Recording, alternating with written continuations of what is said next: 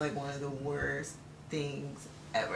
I think it'll put a damper in your happiness. Oh my gosh, yes. I had a job that I just couldn't stand. I just really was like, it wasn't good for me mentally. Right. To know, like, I had to get, like, from Friday evening, I already dreaded going to work Monday morning. Yeah. I'm like, it's Friday evening. Why am I thinking about Monday morning? You can't even enjoy the weekend. Yeah, I'm already planning my misery for Monday, right? I'm going to be miserable in 48 hours. Exactly. But then, again, that goes to that inner core, that is just, I want to always put myself in a situation where a smile can come out of it. Mm-hmm.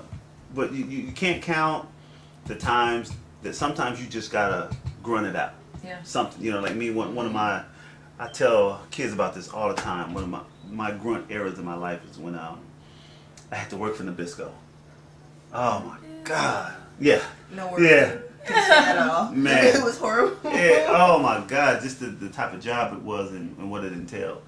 Having to go from store to store and stack all the cookies on the shelf and straighten them out and take the old ones off, put the old ones on, take the delivery off the truck, unpack it. Hearing that from the outside, you're like, we work for Nabisco. That sounds great. You think. Right. Yeah. I thought it was too. Like, man, I get all the cookies, all the treats. I got to the point, man, I hated Nabisco. 30 million pounds. Right. I got to the point, I hated Nabisco, man. I didn't want to eat none of the products or nothing, but it was just, all day long, I dreaded it when I was there, when I got off. Like you said, I was dreading 5:30 in the morning. It was just ridiculous. And my manager was always in my ear, and it was crazy. Oh, here we go. Right. My question to you guys is, can you be in a job that you don't want to be in, and you have to go to that inner self, and that might be one of these goals that make you happy, and know that it's temporary. Mm-hmm. I got to do something. I need to put myself in a situation where I can get another job, where I can change the situation I'm in, and I'm not going to be, I might not like what I do, but I'm not going to be miserable. Right. I'm going to go to work every day so I can get this other job. I can pay the bills. Right. Like, do you have to pick out and find that, I guess, the good and the bad? Right. I'm like, find the good and the bad? The good for me was child support. Yeah. That was good for me. That, okay, I have to do this because I have to pay child support. So that was my solace on that. And I'm like, okay. So you have to find your zen or your chi. Whatever it is. Within the misery, you have to find it. Right. In order to keep your sanity, you would have to. No matter how bad a situation is, there's always some positive to it. No matter how big, how small, but you really have to look at everything happens for a reason. And you really just have to dig deep. You better dig and find that positive in that situation, or I just feel like you'll just go crazy. Yeah. God, please reveal the good in this. Yes, please reveal it to me now. I don't see it nowhere. I'm looking at the whole building. I don't see it. Oh. Or you'll just go crazy. New question. Got a question from your question. Okay. When did you know, or when did you learn how to be happy? When did I learn how to be happy? Because like you said, we all have these temporary situations where we think we're happy. But or have you hit that spot yet where you know that you and you know what your life is about, what you have to give, and what you have to offer, and why you're this wonderful, special person? Or have you hit that point? I don't know me at all. I'm going to be honest. I know me a little bit, but I truly don't feel like I know what the whole picture is just yet. I'm working towards it, and it seems to just change on me. So for me, I think it was becoming independent. I found that happiness. I'm like, all right, I get to do what I need to do. Mom and Dad don't determine my allowance anymore, or whether I get to use a car, or even college classes don't determine it's on me to figure it out now. I have to provide my own happiness. Mom and Dad aren't going to do it right now. At least not the kind you have to get day to day. But I really think it was becoming independent, moving out here in January for me. I came out by myself. From where? From Seattle. Oh, okay. Yeah, so it's I came out by myself. This is where I wanted to live. You know what I mean? I did things that I wanted to do and my goals, and I've been striving towards them, and just taking photos with Michael today. It was just I'm doing what makes me happy. So it's after I became independent and moved out. And you figured out, this makes me feel good. So that's for me and not for you. What is it for you that you found your happiness, or do you think you found your happiness? I think with me, at one point when I realized it was learning how much I can tolerate. Ooh, tolerance.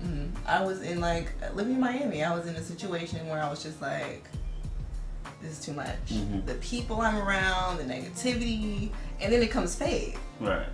I'm around people who doesn't go to church at all, so it's like the way I view a situation going to church is completely different from someone who does not go to church. Right, and they think you crazy. Exactly. If I want to go over here and pray, they're looking at me like, "What are you?" You know, and it's like learning my own strength and learning how much I can tolerate, and like the whole looking in the mirror thing. I think at that point I was just like, okay. I know what compromises my happiness, and this situation I'm in is compromising me happy. That's exactly. Cool. That's cool. Exactly. Right. Yeah. It was definitely compromising my happiness. Yeah. And being able to know immediately, like for me, I just right off, I know when something's going to go south. I already know, so I'm already planning. Okay, how can I get away, or how can I move somewhere else, or how can I do something? I mean immediately. Yeah. I mean, it's crazy. You know, I mean, as you because as you get older. Like once you tap into that and that, that inner core, that okay, I know me. I every dimple and dot on my face. I know, and this is me, and it don't matter. This is all I got to offer. This is me. So when did you find it? You think? When did you find what? I think I found it my probably my junior year in school, or junior or my senior year in college. I think I found it. Yeah. Yeah, and that's when I was really tough on the mirror thing, Now, it was just kind of a way to keep my sanity, I had partners and, it was crazy. Like, we're in college, I had one partner that was selling weed, one partner that was selling cocaine, one partner that was selling cocaine and weed. One of my partners that was turned into an alcoholic. And and it's like we played ball. It was crazy. Yeah. So it was like we played ball, and then after football season, my boys was flunking out of school, getting kicked off campus, and I just had to focus in, because ain't no way I can call Madam Carolyn Andrews and tell her I'm coming home because I flunked out. Ain't no way. Oh my God. Nor my brother. Wasn't no way I was gonna have to make that phone call. So I think it was about then. So yeah, that mirror thing. I don't even know where that came from. I don't know. I think it was one of them things where I think it was one time I needed money because the dorm fees were broke up in quarters or whatever, and financial aid had came and paid for whatever, and I just needed something else came up and I needed money, and I was just trying to figure out what am I going to do. And I didn't want to call home because I was supposed to be grown. Did you sell? No, heck no. Okay, you never know people. No. I'm just saying that to myself, like, oh, hell no. Yeah. Too scared. So I think it was that moment that just what got me locked in. I just had to talk to myself and like, dog, what we gonna do? What are we gonna do? And like, how we gonna can't foul out? We're not gonna drop out. And I was just like, yo, and I think that's what started making me realize that, my limitations. And I think that's what really makes you happy too, when you realize your limitations. Mm-hmm. You know what I mean? You realize there's a certain right. Yeah, I will not put up with. Right, and I think I hit it, and I didn't even know I was hitting it. But when I look back, that's what it was, because it was the same thing. It was like, yo, I can't compromise me. I just can't. I'm not gonna fold the tent. And so I think that was my moment. I was about 23, maybe 23, 24. Yeah, that's when I really realized that I love me a lot. That could be another happy moment too, when you realize something new about yourself. Yeah. Like, did I just really go through that? Did I just really do that? Like, oh. Yes. Like, right? Like, awesome. it is. Yeah. It makes you just like post in the moment, like, wow, I'm really proud of myself. Yeah. Like, Exactly. But then those are, I think those are key things, because you have to encourage you. It sounds crazy, but you have to encourage yourself. Self-talk. Yeah, because it's depending on other people to do it. It's crazy, because your closest girlfriend or your closest person, let you down. Right. You think they fired up for you. You're like, yo, no, I just did whatever. And I'm like, oh, I did. Well, good job. Yeah, I'm like waiting for the streamers and the lights to go off, and it's like, that's it. So I think that's something very important. It's tapping into you, and and being able to say, you know what, you made a bad decision. Look in the mirror, you made a bad decision. Or you know what, you would have bombed today. You would have bombed today. You know, I think it takes more to go. You made a bad decision. Yeah. I think it's a lot harder to look at yourself in the mirror. It is. You know what? That You wasn't did bad. You did. You were bad. bad. Oh Yeah. gosh. I just thought about that. I was like, man, I rarely ever go. That wasn't good. Henry. Right. Like you need to. Right. That's a.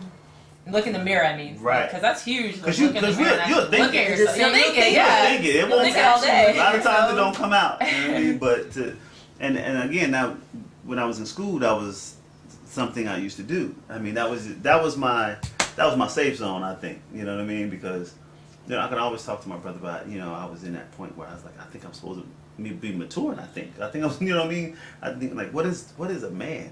What is a man? And I just had to go and like, okay, well, I define that. Yeah. You know, so I used to just, if I didn't do something well, like even after games, you know, I would go talk to myself, like, yo, you punked on that tackle.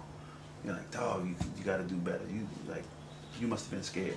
And I was just, you know, having this talk with myself, you know what I mean? Because if you fool yourself and you play yourself up to be something you're not, I mean, happiness won't find you. Happiness won't find you. You know, it's always temporary. So, but to be real with yourself, you know, and to know the main ingredient for happiness for men and women, if men and women sat down more like this and just talk. Yes. Could you imagine if we did this more often? Right. I mean, because there's smooth.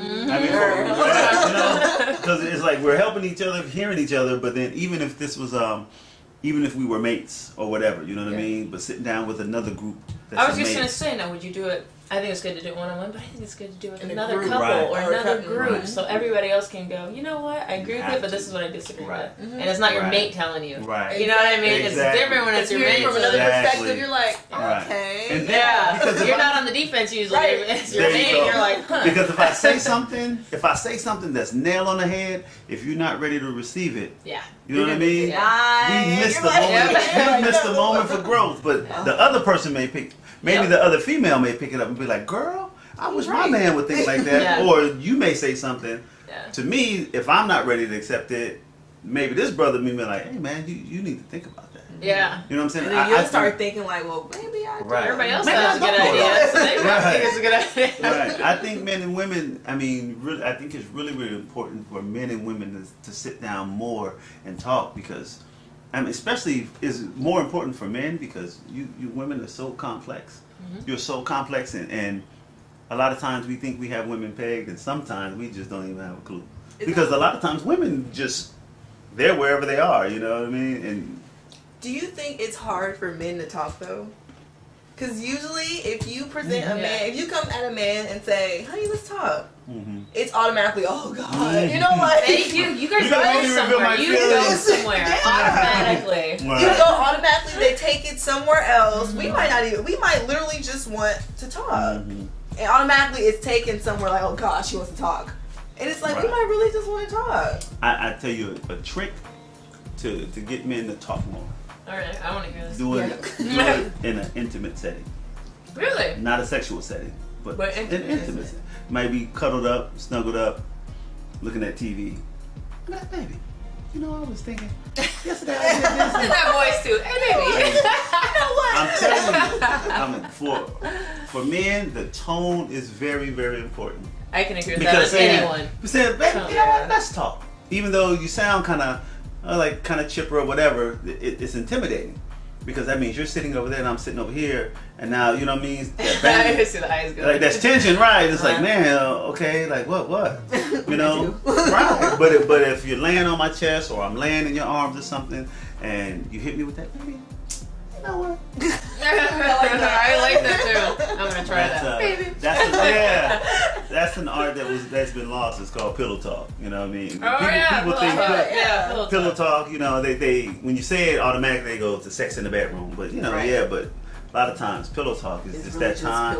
It's really Yeah, because we're intimate, we're laying down, we're laying together, and it's like usually defenses are down. Right. You're in the place where you sleep. So and where I'm comfortable. yeah.